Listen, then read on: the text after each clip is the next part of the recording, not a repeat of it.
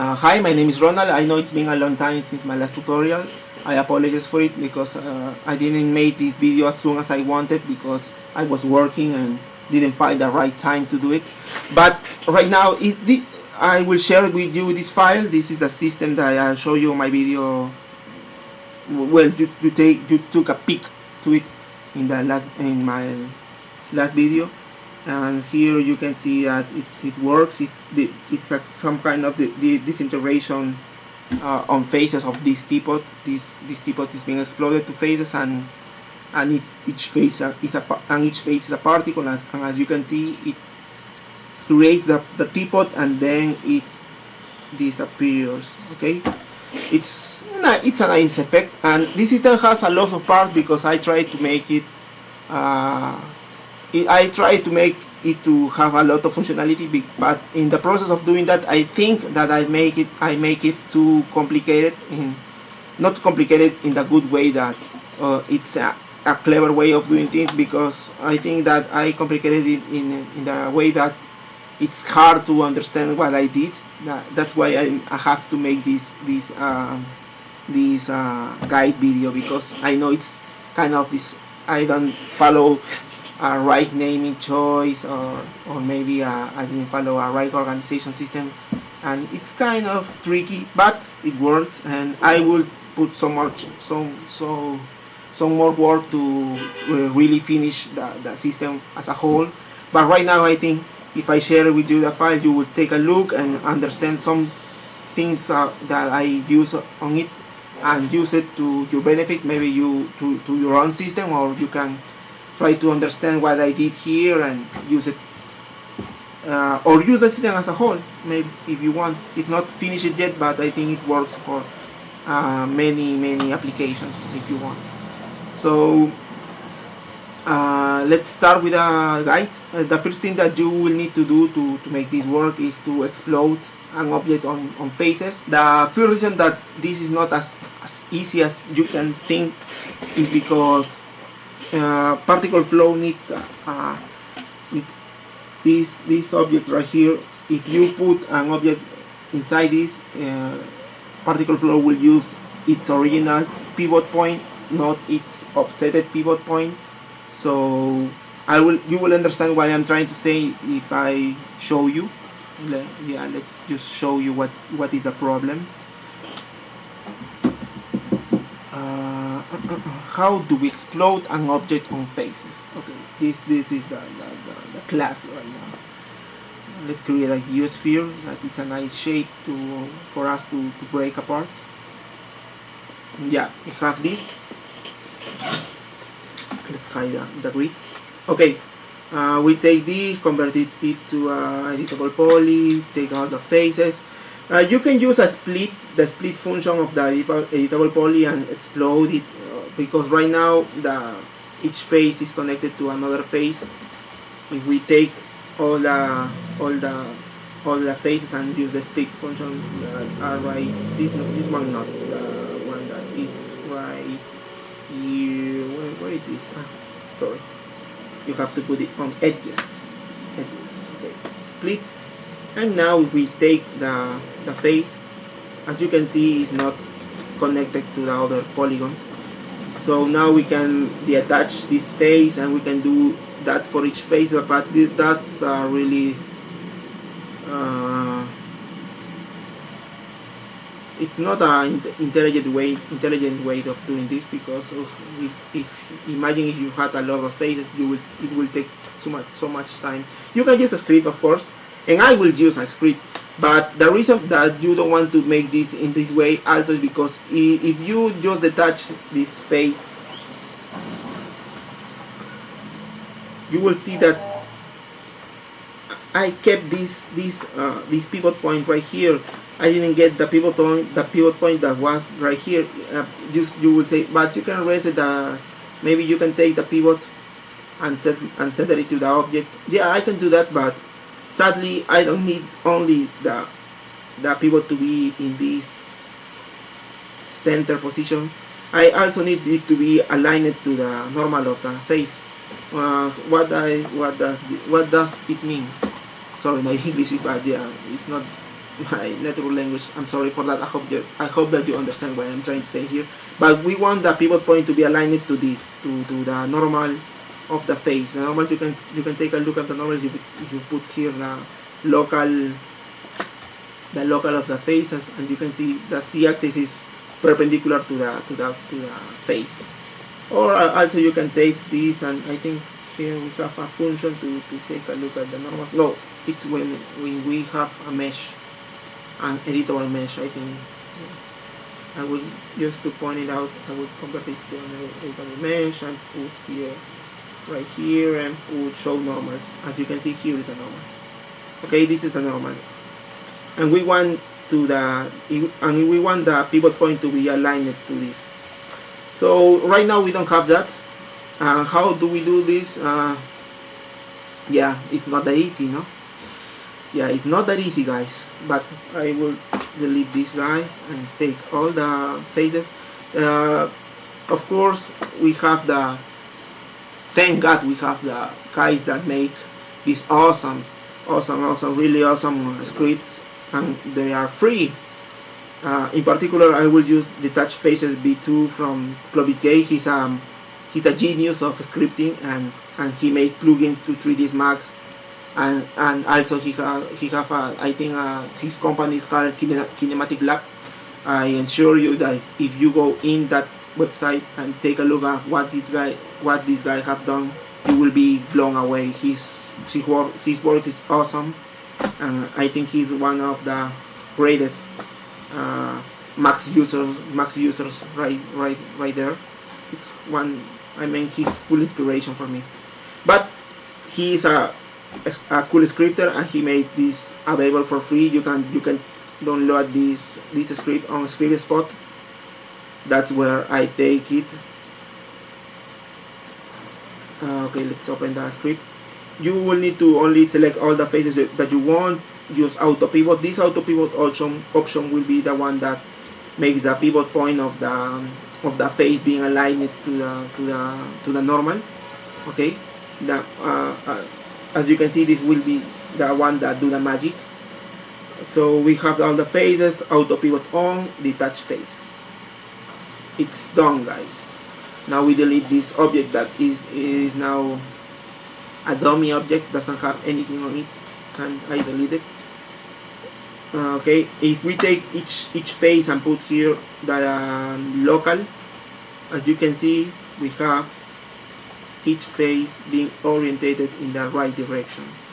And you will say, oh my god, this is all you have to do. Yeah, let's just put it in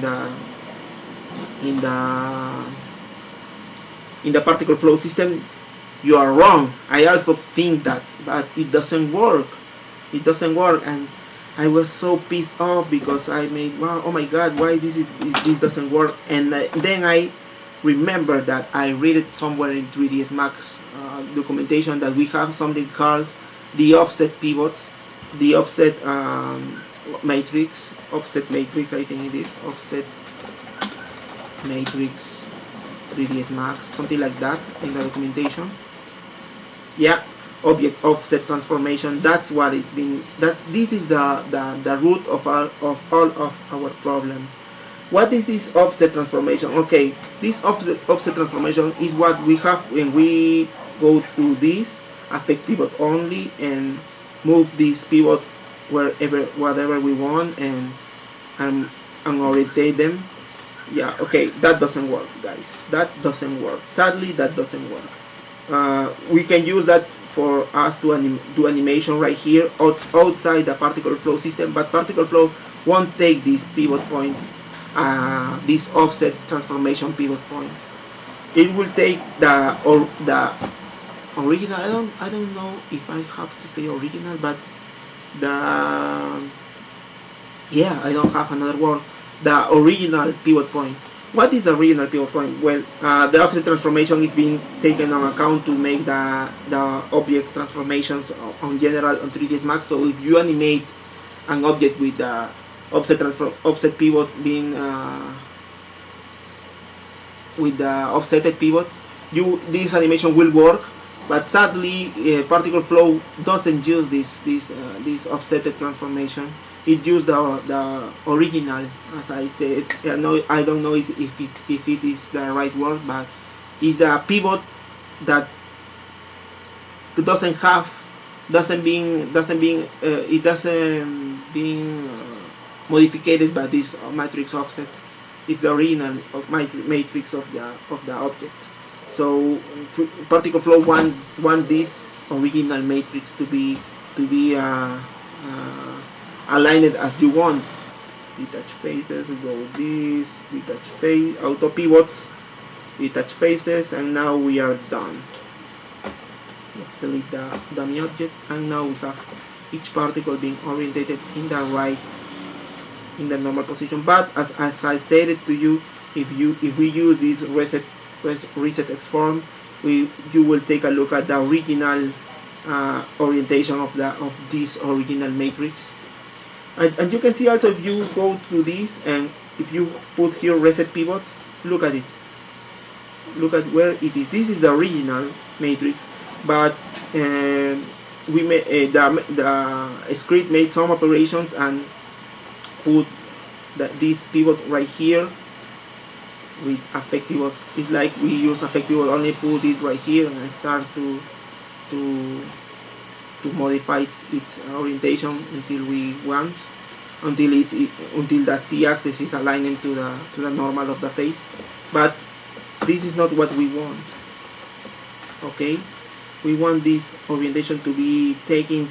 We want this offsetted transformation to be the original one. And how do we make this? If you take a teapot, move it around and rotate it in any way, and if you put here a reset pivot, as you can see, the pivot position it's kept by the object. This is the original position. This is the original orientation of the matrix. If we put it right here and orientate it and reset pivot, as you can see, we don't lose this orientation. We want this, not this, not this. Okay, so how I can this is not the right way to say it, but I think that you will understand what I'm trying to say. How do we bake this offset transformation to the original transformation? Because if we wanted this to be done in the right way, it will take so much time, because we will have to move the maybe an alternative to what I will do in an automated form is I will make the example manually, is to take this object, okay, and take a box or any object, use the aligned button right here. Well, quick align will be better. Okay, why doesn't align? Okay, I'm failing. Take this, take orientation, yeah, okay. Now this is what we wanted. Okay, and we take this, and now the pivot point and these are orientated in the same direction. What is it? Center, pivot point, okay. Now we are done. Okay, we can use this aligned button and then take this object. Sorry, take this one, convert to editable poly, attach this face, then we take the object and delete it, then we take this side, and now if we use reset pivot, as you can see, now it's been baked. We are now having this object in the right, this orientation on the space, on the water space. This one is what will be used by particle flow, not again. I know that I am being really repetitive with this, but it's important that you to you to understand that this is not the pivot that particle flow will be using. Particle flow will be using this one. Okay, that's why we have to do this manually, sadly. But no, sadly no, because I didn't do this manually because it will take so much time. I read in CG Society a lot of posts, and I found a way of doing this, and I will share that script with you also. I hope that it will be helpful in another scenarios, but right now for this is what you need. So we just have to take all the objects, take this, what is the name I put it? Yeah, this is the one. Yeah, the name is horrible. I know. I will open it so you can read what I did here there.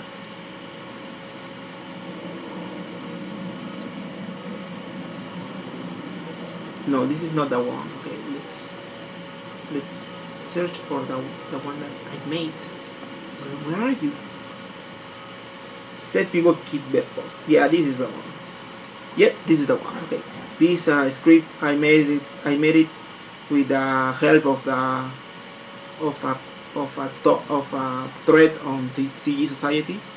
I just added these lines right here for it to be done in a massive way. But this code is from another guy that a really cool guy that shared this information. He didn't make this to be used in this way, but I found it useful, so I take this part and modify it a little bit, and now we have a way of baking the offset transformation of a geometry object, and forget the offset transformations and make them the original transformation. Okay, so let's run it, evaluate out, and it's done as quickly as you could make it work. We have this, and if I put preset pivot, as you can see, it doesn't go to the center of the object that it belonged to. Now we have the right way of doing this. The first thing that you will have to do is take all the faces, detach them, and use auto pivot from the cool script from Clovis Gay, detach faces v2 version 2. And then you will use my modified script that another guy I don't remember his name made, and apply it to all the objects that you want to bake this offset transformation to the original transformation. Okay, also the script only works on geometry objects, so be careful with that. It doesn't work with helpers or something like that. It just works with geometry objects. Okay, so that is, if you do all these steps and have this, if you press here reset pivot and it stays in the right orientation that you want, you are done. This is over, guys. Okay, now let's go to the system.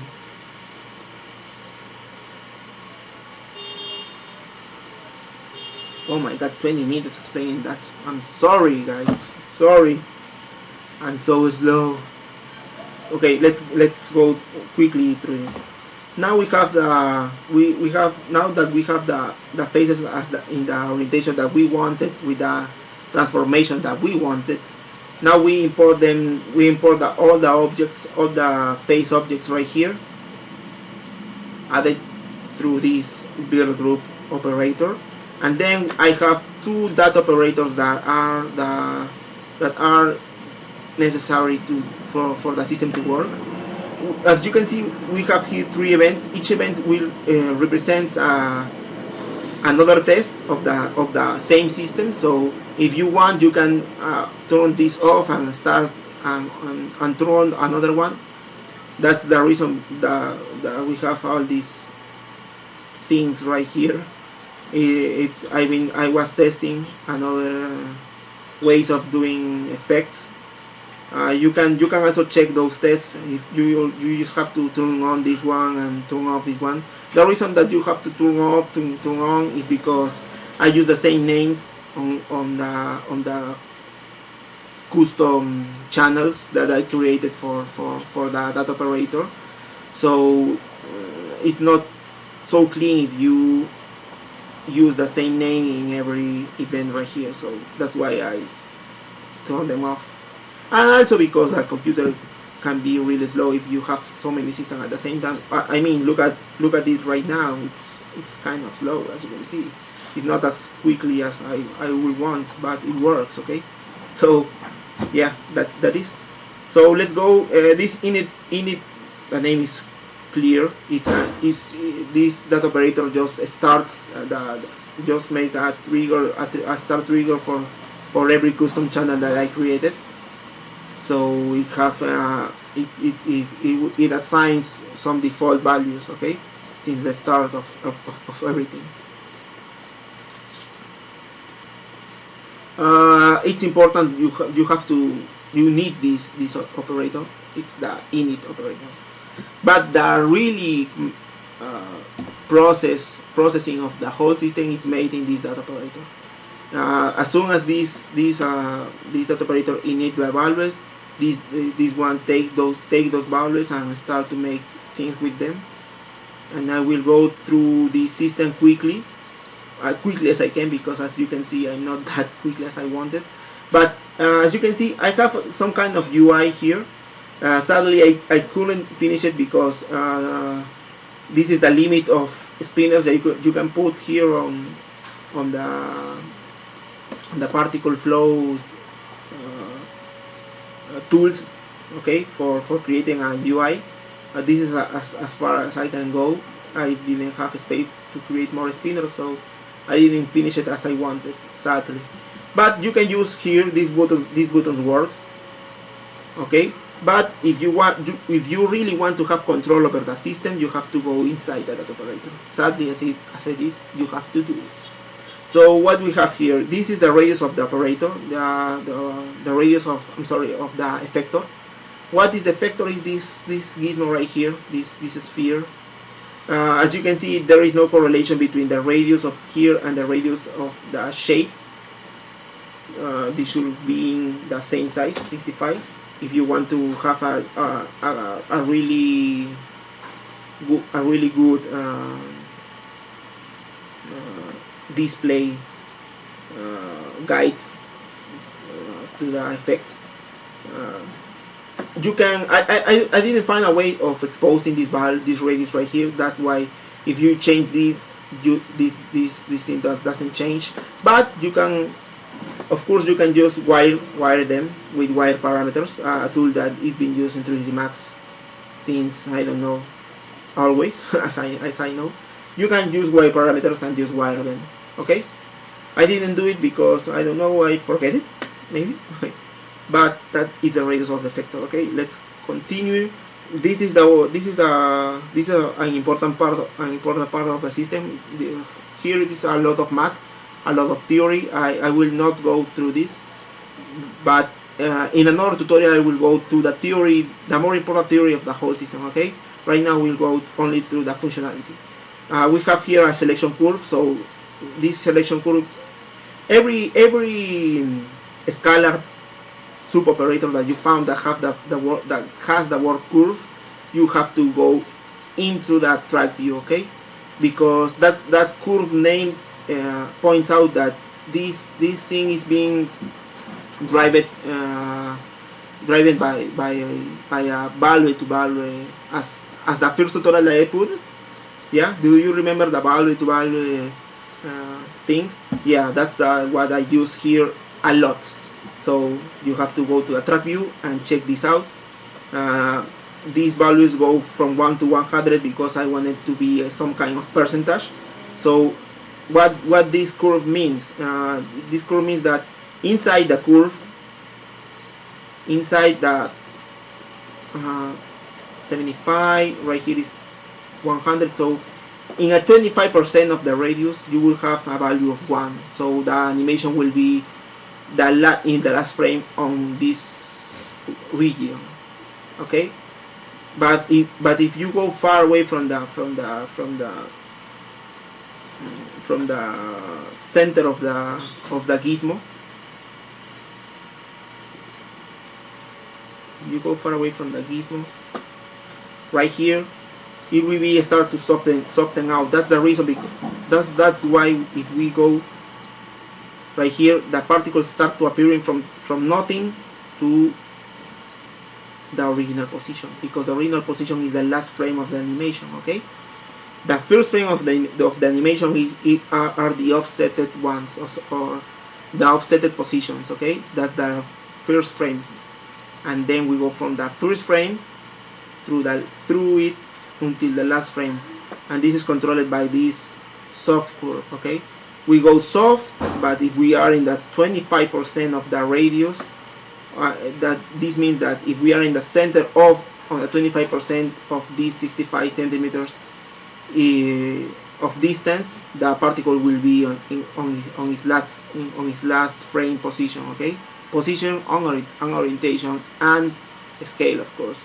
Position, rotation, and scale. Okay, now let's go through it again. And another important part of the system that you have to take a look at is when I use these switch sub operators, because this is the one that made the whole complex functionality. Okay, because I created here a normal mode and a trail mode. The trail mode will use a timer inside the particle that will start ticking after.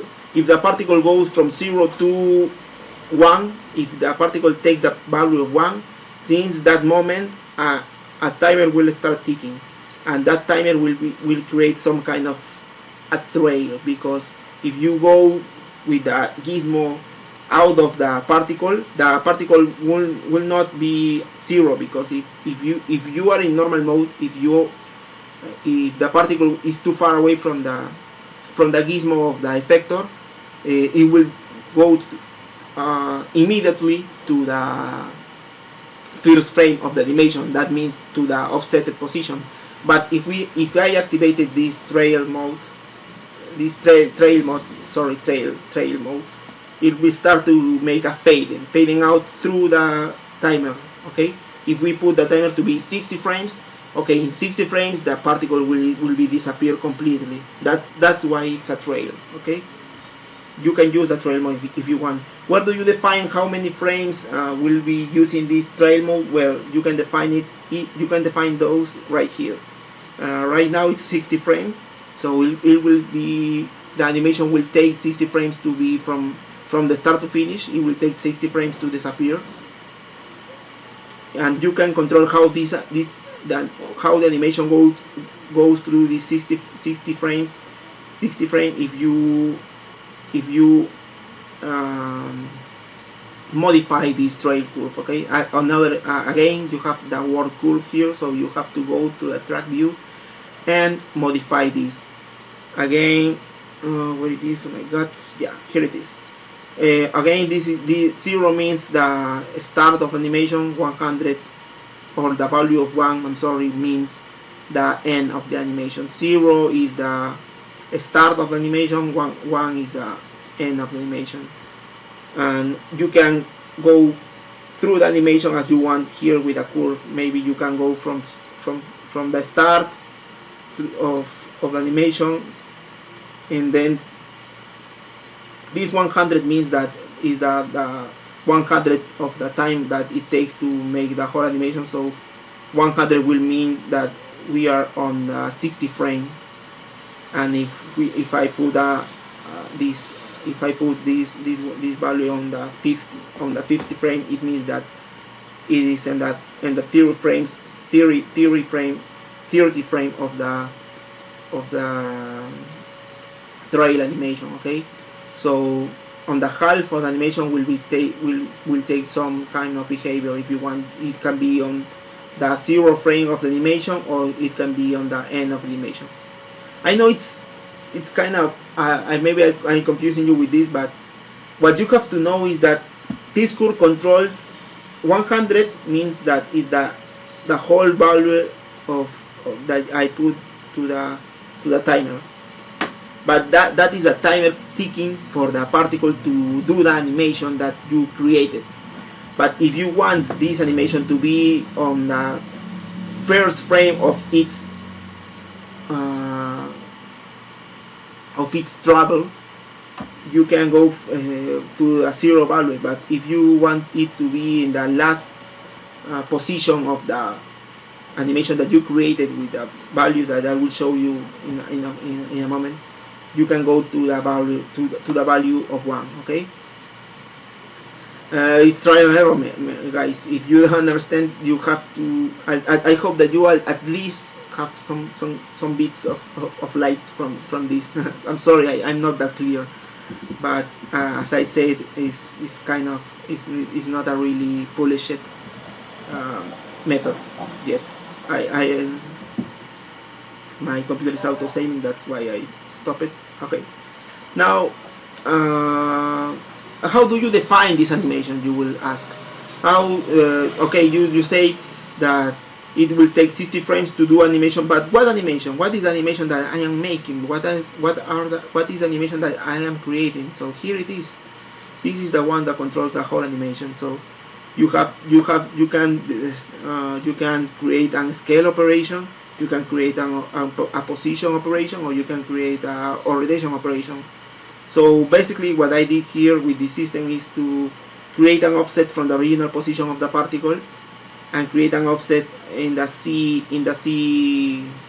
Z axis. Okay, that's why we have the value of 15 right here. Wait a second, here it is, 15. So the particle basically it's being offsetted by a 50. The previous cam. Sorry. Now we are perspective. Okay. At the start of the animation, each particle will be offsetted in the Z-axis to a value of 15. Okay. That's what this means. If you want, you can offset it on the X and Y position. I didn't do this because this is not the only way of controlling how much the offset on the position will be. You can also put some random values here. So I created this to create some chaos. So each particle will be offsetted by a value of 5 or minus 5, as you can see here. Each particle will be taking a random value from this range from minus 5 to 5, and that's the value that will be used to the offset. Also, I made the same with the Y offset variation. You can take this value and of course you can modify them. As a demonstration, you can. I also created this seat thing right here. So if I put here a new seat, you will see that it modifies the behavior of all the particles, because it's a new seed, so new values are taken from this. The reason that why it updated is because I put here auto update. So if any values change right inside the dot operator, it's being calculated internally, and I have an update quickly. Okay, that's the basic notion of the system. You can create random variations. You can also put some controlled values. Right here I have a scale multiplier because of course the scale is a percentage of something. So I have here the right now is 111, or if you want to put this in percent, is 100 of the original dimensions of the geometry of the shape of the particle. Okay, but you can put here maybe a value of 3 and it will be making big chunks, but I don't recommend this, because you will want this to be 111 almost always, because this modification goes from the start to the finish. If you really want to make modifications to the scale inside the animation of the particle, I recommend you to use this thing, like that is a curve. Okay, again, if you see the word curve on a sub operator, you will have to always use the track editor. Okay, so let's go through this animation. As you can see, the particle goes quickly in the start from 0 to 1, and that's why we are looking at. That's why we have the particles completely invisible at the start. It seems to be invisible, but the real thing is that they are just on a scale of 0. Okay, and if you go through the animation, the first frames, as you can see, each particle goes quickly from the value 0 to 1.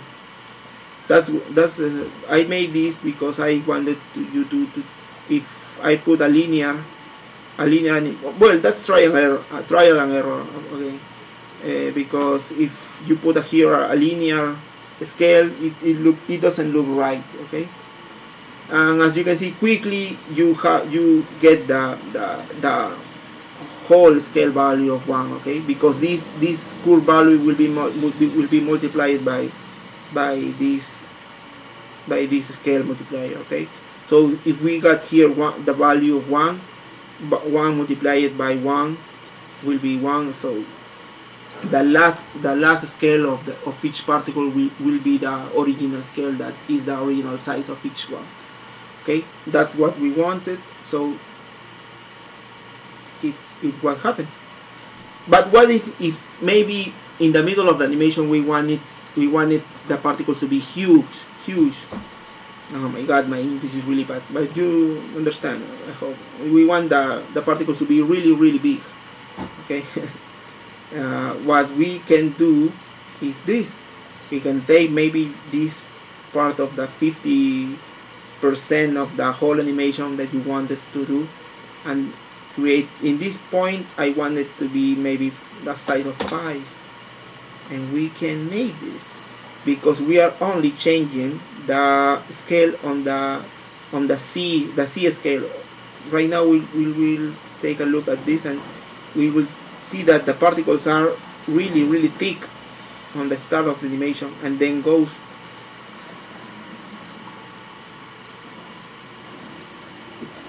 really have a lot of height, and then on the end of the animation it will go again to 1 and lose all of this huge C proportion. Okay, as you can see, the C proportion will be 1 at the end, and that's exactly what we are looking at in the curve. Sorry, my computer is auto-saving the file again. It takes too much, I think. I need a new computer. Okay, now we have here. This is the behavior that we can check out right here. As you can see, it goes to 5, yeah, but at the end of the animation it will be going again to the value of 1. So that's the right way of modifying the scale. Okay, if you want to have a scale modification through the from the start to finish, through the frame, through the distance from the center of the effector, you can use this curve to drive that. Okay, I will put again the value of 1 and use this really useful track editor tools. Okay, now I close this, and let's go from the scale to rotation. You can also, of course, create rotation offset if you want. You define this rotation from here. It says here multiplier. It's bad naming because, as you can see, this is not multiplying anything. This is just rotations adding or offsetting. Sorry for the name. I use here scale multiplier. That's the right name. It should be full normal offset as here. Multiplier is bad naming. I will change that in the next revision of my system. But right now we have here the rotation multiplier. As you can see, I put a value of 0, 0, 0 because I didn't modify the starting rotation.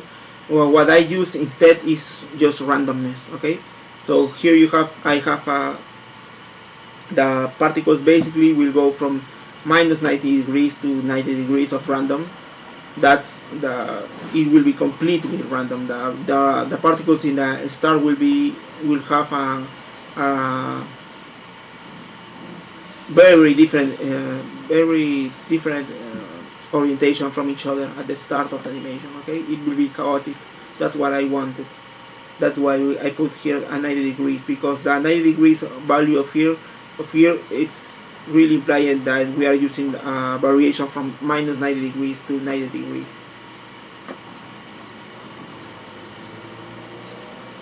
Again, so C variation 0, I didn't put any variation there.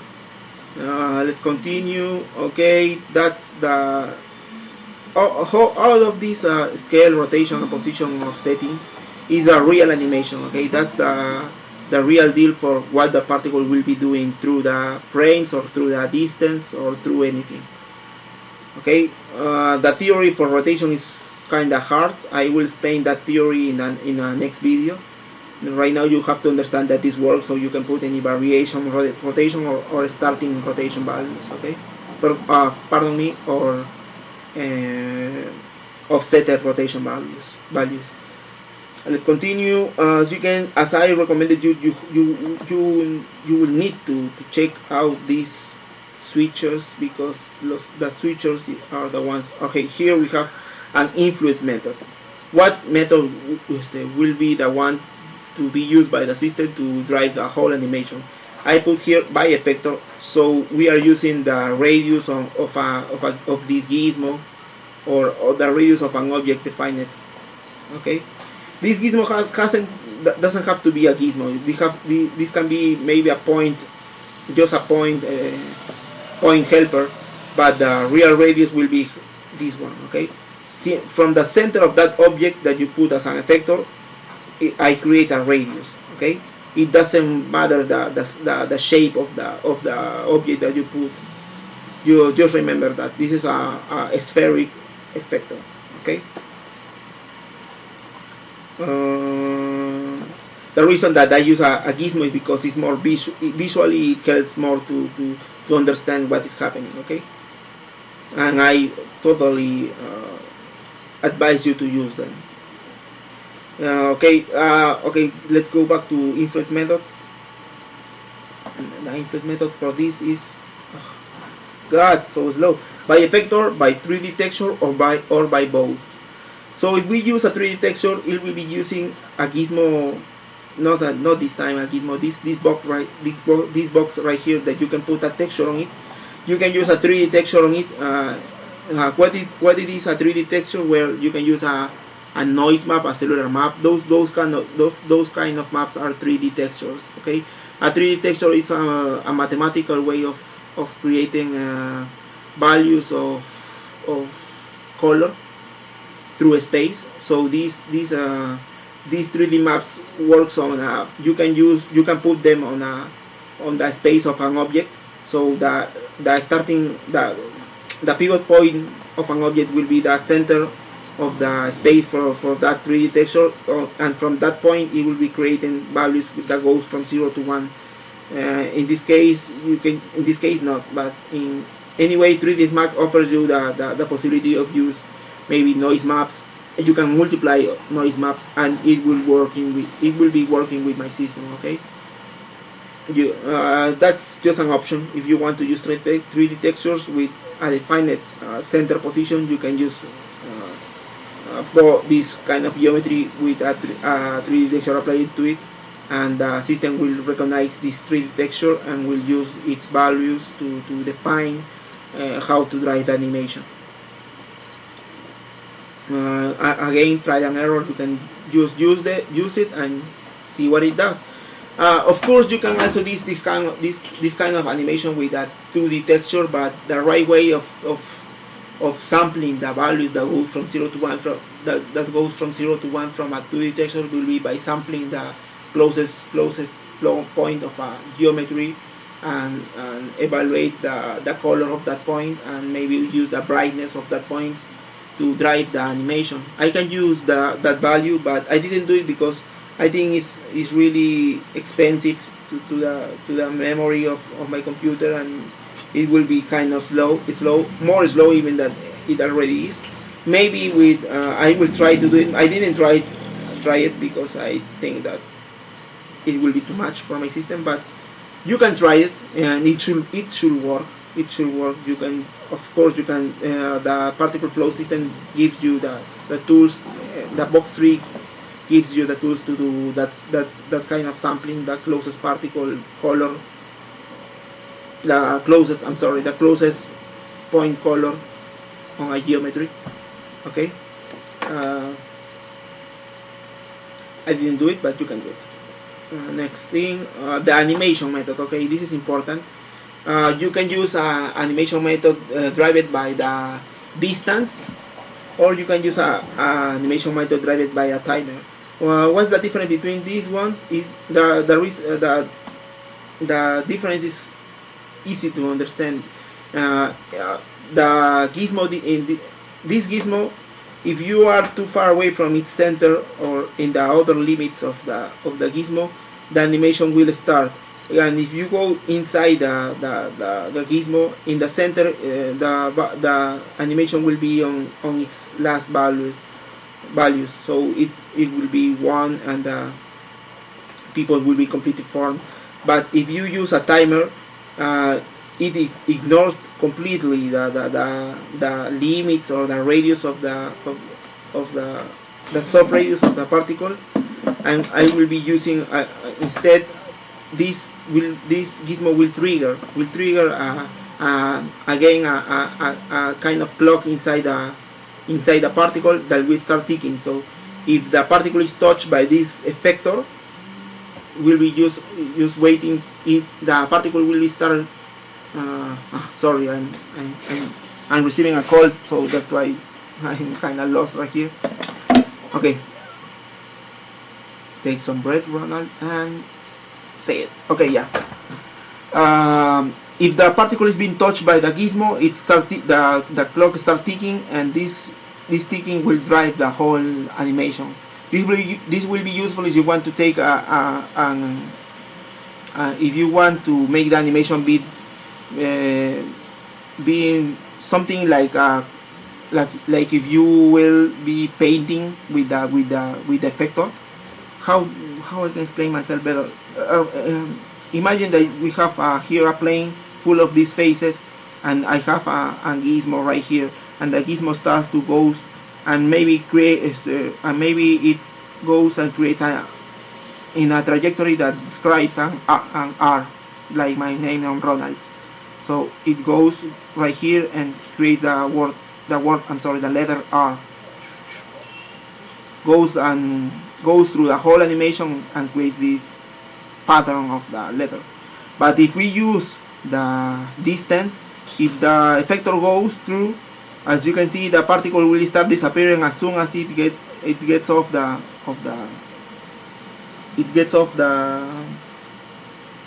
far away from the effector. But if we use a timer, the particle will get started and go through the whole trajectory, and the particle will start ticking, and the animation will start until it finishes.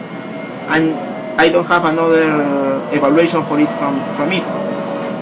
I'm sorry, the words are being awful. Sorry for my English, but I hope that you understand what I'm trying to say here. If we start the animation with a timer, with an effector, and a timer start ticking inside the particle, the animation can go on even if the effector is not close to the particle. Okay, that's the whole thing. This has been, oh my god, 52 minutes. Oh, I have to start this again. Yeah, I'm sorry, it's been a long video, but that's all. A quick thing I have to say is thank you if you watch this, and if not, just use the file. Even you can go to the end of the video. I don't know if the video was useful. I hope it is. But that's all. Thank you for viewing my video, and goodbye. And the file, you can check the file on the description. Okay.